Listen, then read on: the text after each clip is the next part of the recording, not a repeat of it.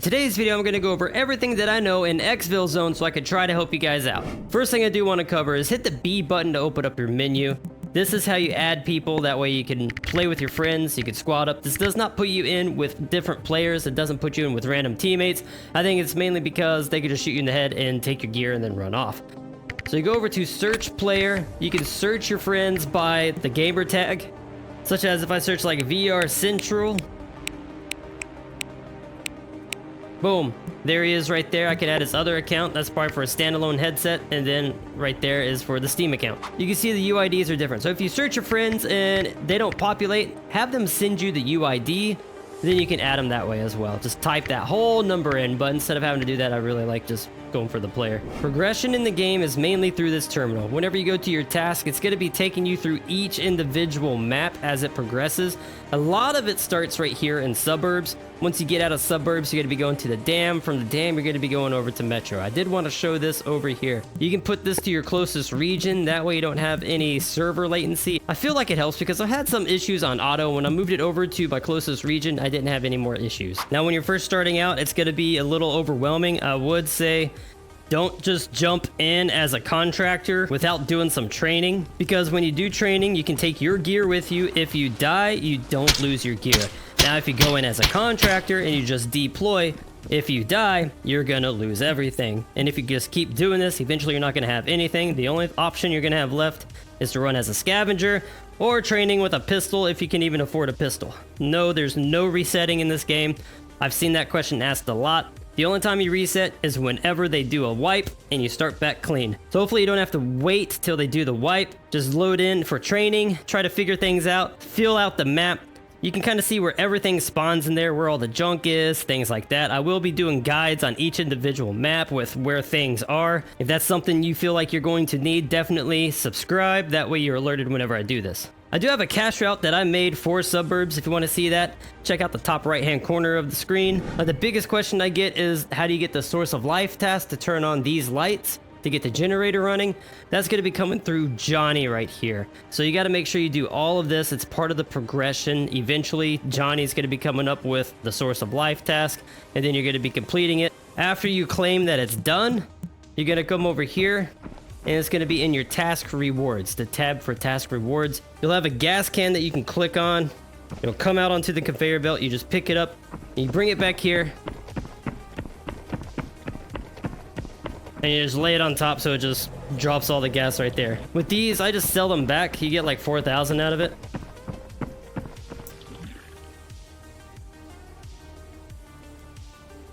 $8,800, so yeah, 4,400 per each. Now when it comes to movement, I've seen a lot of compliments, and I definitely appreciate you guys. I come from Battle Royale, so I'm all about the movement. Jumping, sliding, rotating, turning, whatever it takes to not get shot in the face, because the head is where it's at. If they get the head, you're dead. You can take a few body shots. Don't lose your chest, don't lose your head. You can black out your stomach, you can black out your legs, you can black out your arms. You can staple that shit shut. Your heart's got to be good, your head's got to be good, so you can't lose this. I do want to go over my settings. Gun handling, I'd go with the model pivot. It should default to this. Originally, it didn't. It went to its wrist pivot.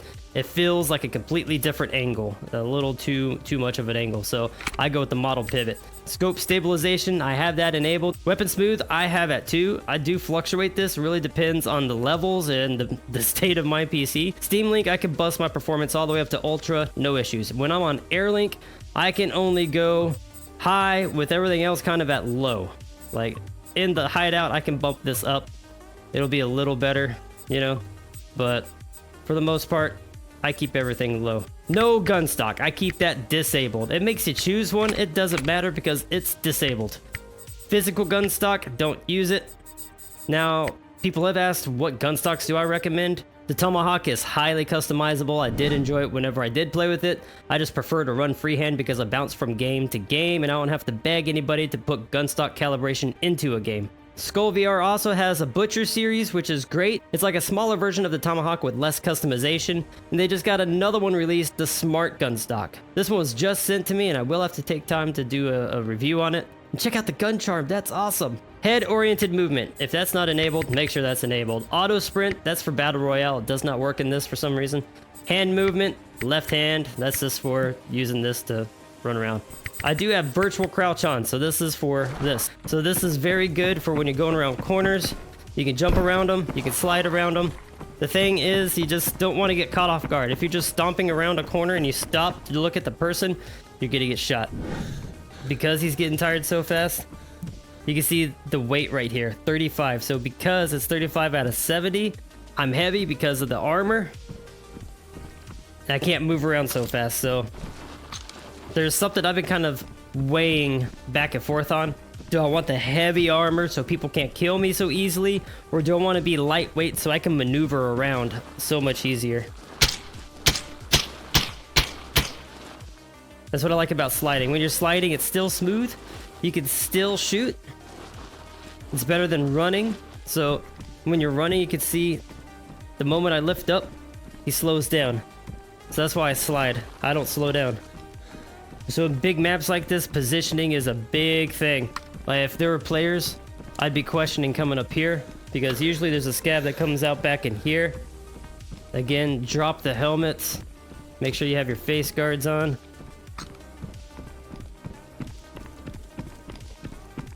See, I think a better entrance probably would have been over here.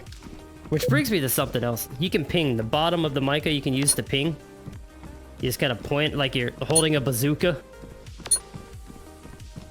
You could also just, on the map, when you hit trigger, it opens up the map. You can just kind of, we're going over here, we're going there, we're going there. Another thing is you can open up your tasks. You can see where you're at on tasks, so if you need to do things, you can kind of go right through it. You can view the details. It'll kind of tell you more things. Stomach. All right, he's hitting the stomach. There we go. Keep hitting the stomach. He's just going down slowly. So with this armor, it definitely helps. He's getting the chest. Knock the chest off, dude. Come on. There we go. There we go. That's what I wanted. All right, so now that I'm blacked out, you don't see that I'm bleeding. There's no bleeding mark on there. There's no scrape. So I don't know how he just knocked my arm out without making me bleed. But the first thing we're going to have to do, I always wrap first, just in case I'm bleeding. That way I don't have to pay attention. But because they knocked out the right arm, you're gonna have to staple your arm. Make sure it's highlighted. So you can see that I can kind of staple anything. Highlight the arm to staple it just because it's blacked out. It'll bring it back. You can see everything is red right now too, so we're gonna have to heal. There we go, so it's 1. So it brought it back to just 1. From here, you're going to need to heal. Most of you will just have regular needles. This one, you can see with the mica, it'll tell you how much you have. So I've used a little bit of it. All right, so there's 200 for the capacity in here. So this would have been 2 uses. You can see it goes up and then it starts overflowing into the rest of the body.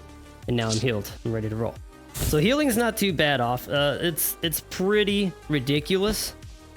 It's a little tedious, overwhelming when you first get it. Just make sure you're not bleeding though. That's the biggest thing. So that's kind of why I've always made it a habit.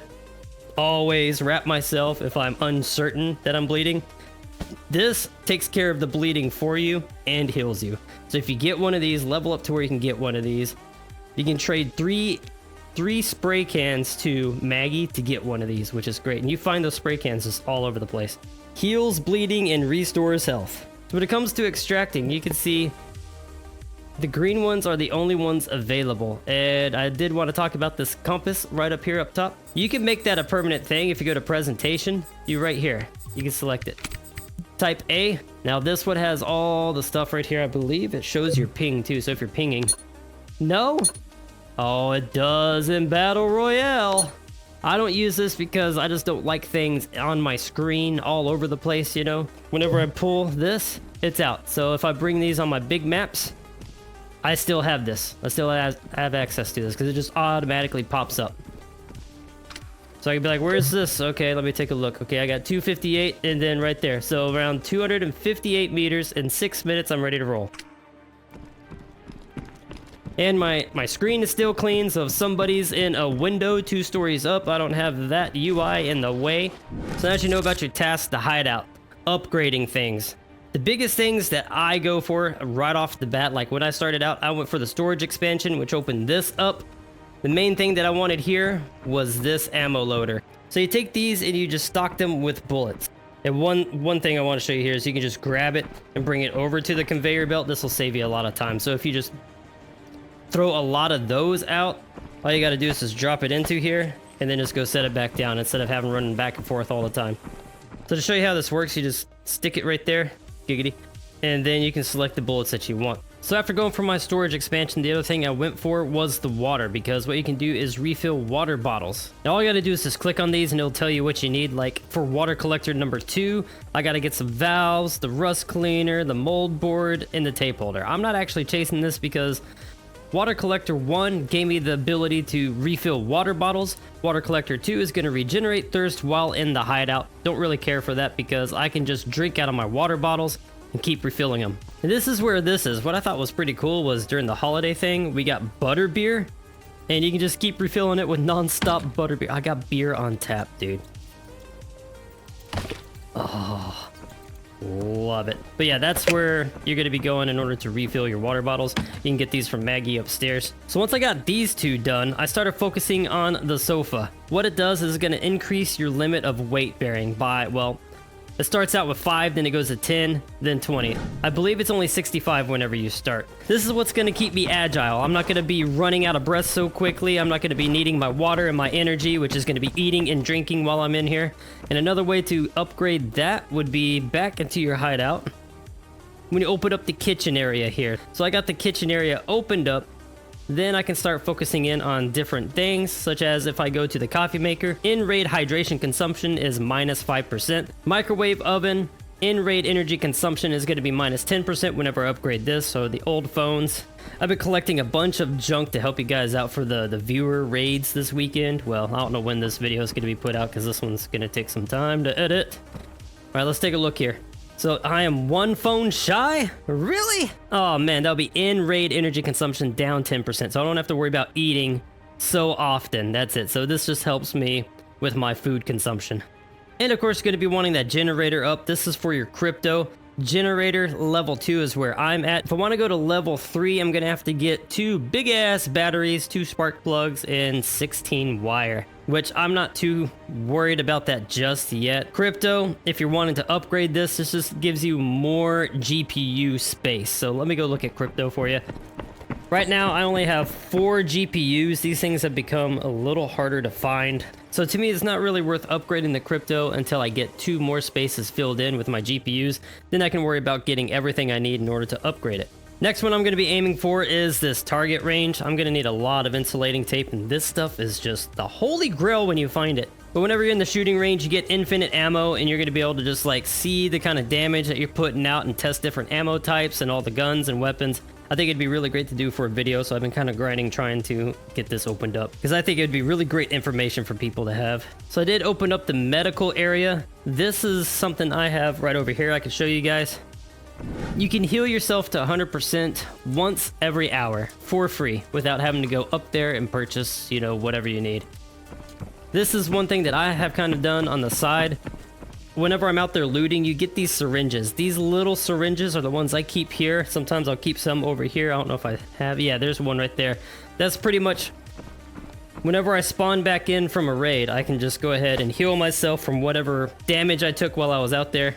When you're purchasing your ammo, it'll tell you up there all of the specs when you're at your the marketplace. So I got the 545, so the 318s. See, the base damage is 52. The velocity is 880. Bleeding chance is 20%, which is nice. So usually when people get cut, when they're bleeding, they tend to panic. So that's pretty much the panic percentage. So if you take that and compare it to the 995s, you see the ultimate has base damage a little lower, 47. It does have faster velocity. The bleeding chance is still only 20%. The armor blunt damage is 33.6. The armor blunt damage was only 13 on the other one. So you can see the 318s are not where it's at. It's most likely going to be the 995s. So once you buy things from upstairs, it's going to pop out over here. All you got to do is select them and then you're ready to roll. So here's all my 995s. I did want to show you this.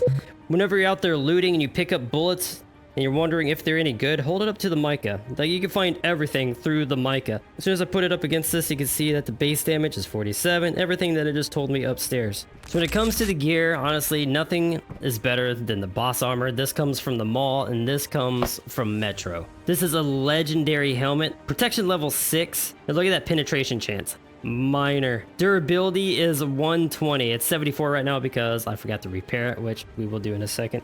And then this armor itself, ultimate, level 6. Blunt reduction is 40% and penetration chance is low. It goes up to 263, and again, it needs a little bit of repairing, not too much though.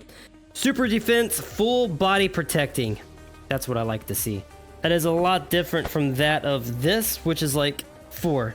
With only a blunt reduction of 20%, and the durability is only 75. As you can see, I weigh 11.8 just holding a gun. If I get rid of the gun, I am 7. So just putting the armor on, you can see it takes me to 21, and then add the helmet, it takes me to 25. And one thing I do not like is the visor, but if you're in battle and you have your visor up, all they gotta do is shoot you in the eyes, the nose, the area right here. I don't even know. Let's take a selfie. Let's see. We gotta take a selfie and see. Does this even I don't think it even covers your... Yeah, your whole face is wide open right here. Can I shoot myself right here? Is that a headshot? Yeah, make sure you have that down if you're gonna be running this, because it's kind of useless if you just leave it up, but you know. I do that mainly because I am really picky when it comes to production quality. I don't like visors. I don't like anything being right here in the screen. I want a nice clean screen, so this is just my choice, my personal choice. So we did see that these needed to be repaired. Do this in between rounds, definitely. I already got something on here. What am I doing? Okay, so perfect. Yeah, this needed to be repaired, so we're gonna repair that. That's back up to 68, and you can see right here, but that's only 55. Wow, child's play. So if you've taken any damage or anything, just throw it on here. You have to have the power on to do this. Repair it. Make sure you repair it. That way it's back up, ready to roll.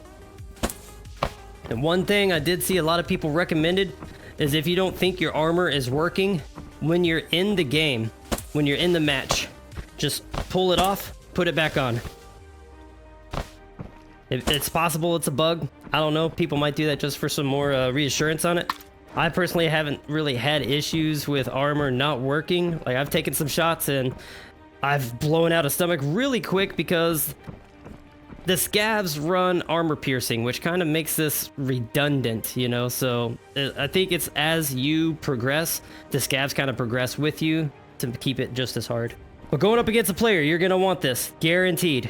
People have asked me about the phone. If you press the top button, it turns it on. Press trigger, it'll flip the screen. Hit A, it's going to take the picture.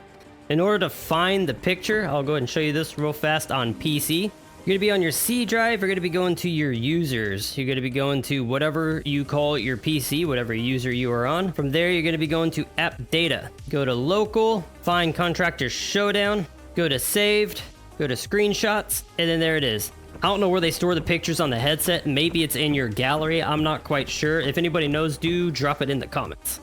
When it comes to grenades, there is a throwing mechanic. Whenever you pull the pin and pretty much look like you're about to throw a football, that's where it lines up. You'll see the little red line come out and you're ready to throw it.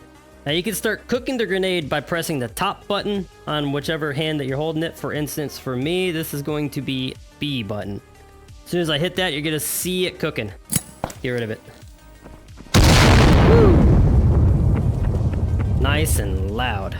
I usually throw stuff in here. Once I have all the players dead, then I can sit here and kind of critique each individual little item I put in here. Stapler, healing, stop the bleeding, food, water. The rest you should be able to find on your trip. Now you can see that this already takes up a substantial amount of space. Now if I were to have some of these though, I could move things around. So whenever I build my chest rigs, I always have it like this. This one's optional because if I'm going into Metro, I don't even bring this. For dam and suburbs, that's when I bring the mica. But if I'm building a backpack, one whole side's gonna have this. One thing I will do is whenever I kill a player, not only do I take their backpack, but I bring this one with me as well. That way I have an additional backpack to store stuff in. Just remember, you're gonna have to keep watching your weight because you're gonna have 65 kilograms that you can carry. The moment you get over 50%, it's gonna turn yellow as well, warning you that your movement's gonna be slower, your jumping is not gonna be as high. The heavier you are, the more energy and hydration you're gonna use up. Once I confirm that all the players are dead, because you can see right here how many you load in with, Metro's the perfect one for this, because if you go in as 2 and you kill 4 players or you find 4 player bodies, you know all the players are dead. Fill a bag up, set it over there by the exfil zone, go back out and just fill up your other bag. Then bring all the bags back and then exfil with it. I know one of the highly requested things has been, where do all the items spawn? I am going to be working on a video about that, like where the high value stuff is, where the GPUs go, things like that, both in suburbs, Dam, Metro. This is something I will be working on. I'll try my best with it. So as always, thanks for watching, and I'll see you guys next time. Peace out till then.